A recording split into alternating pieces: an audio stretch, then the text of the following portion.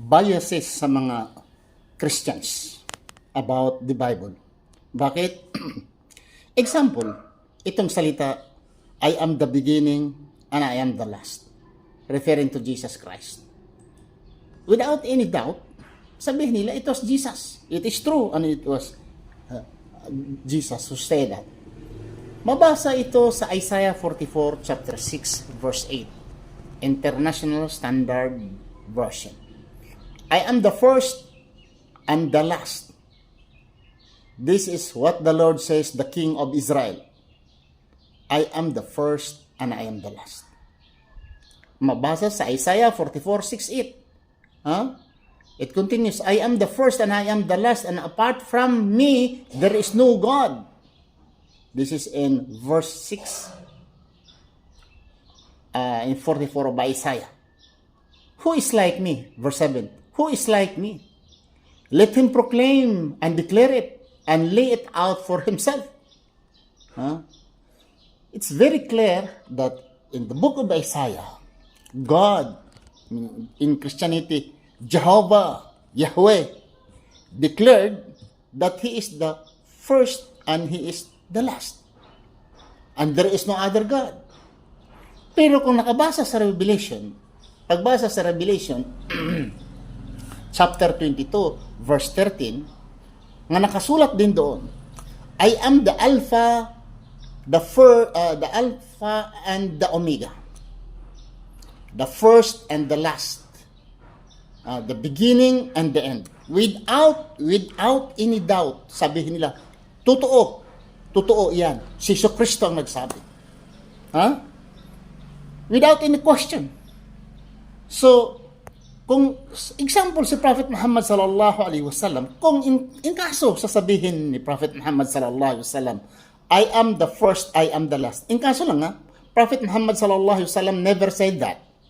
Pero granting, for the sake of discussion, if he will say, I am the first and I am the last, from the hadith, example only, what you will do? You will scrutinize the validity kung talagang totoo ito. Paano siya? Bakit siya nagsabi ng ganyan? Sino ang nag-relate or sino ang chain of narration bakit nasabi niya yan? Di ba? Kayo mga Kristiyano? Or you easily reject, hindi yan totoo. Bakit? Nandito nasulat yan. Copycat lamang yan. Di ba? Sabihin nyo kaagad, copycat lang yan. Si Muhammad ganyan, copycat lang yan. Nandito na sa Biblia namin. Why? When Jesus Christ, if you said Jesus Christ saying, I am the Alpha and I am the Omega, the first and the last, the beginning and the end, automatically referring to Jesus Christ. Why you don't have an atom of doubt kung ito ba talaga ay sinabi ni Kristo o hindi? Bakit? Nga very clear na ito ay copycat lamang dahil nandoon na ito sa Isaiah 44 verse 6 and 8 nga sinasabi, I am the first and I am the last. Hindi po ba? Very clear. So, copycat si Jesus Christ. Ngayon mga kapatid, sa authorship, tingnan natin ang authorship. Hindi ba nyo alam? Yes, the tradition, they said, ang nagsulat daw dyan sa Revelation, sa Apocalypse, ay si John the Apostle. Pero modern scholars today, the question, sinong John? John of Patmos? John the Revelator? John the Beloved? Or John the... Maraming John. Actually, they are fighting the Christian scholars, Bible scholars today. They are arguing, debating, because the styles of the writings, they have different style of the writings. And in short, the scholars said they don't know for certain na sino talaga ang author. Tapos kaagad isabihin ninyo ito ay totoo. Paano ba yan? Sinasabi na nga sa una, I am the first and I am the last. In Isaiah 44, chapter 44, verse 6 to 8, sinabi na. Bakit pag sinabi dito sa New Testament kay Jesus, referring to Jesus Christ, even you don't know the author, even doubtful, under arguments, under trouble and debate ang authorship of John the Apocalypse, why you accept immediately na ito ay totoo na sinasabi. Hindi yan totoo. Bakit? Tingnan mo sa buhay ni Jesucristo, I am the last. Di ba namatay siya?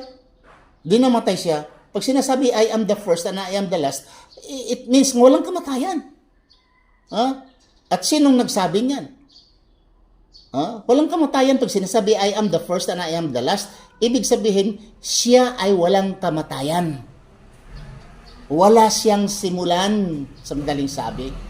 Referring only to God Himself. Di ba? Si Jesucristo ilang bisis niya sinasabi, ako ay tao, ako'y tao lamang, I am under the authority, I am a servant of God, I am a creator. So dito lang mga kapatid, ito mga utak niyo nga bias, hindi kayo marunong mag-examine, basta salita ni Jesus, totoo na, kahit saan nasulat, totoo na. Actually, itong the book of Revelation, hindi naman yan isang aklat kasama sa 66 books or sa 73 books bumaba mula sa langit. Hindi. All the books in the Bible are all collections, fragments and collections. Hindi ang kilala, karamihan hindi nga kilala kung sino ang author. So maraming salamat po mga kapatid. Subhanakallah, Allahumma bihamdika, asyhadu an la ilaha anta, astaghfiruka wa atubu ilaik. Assalamu alaikum warahmatullahi wabarakatuh.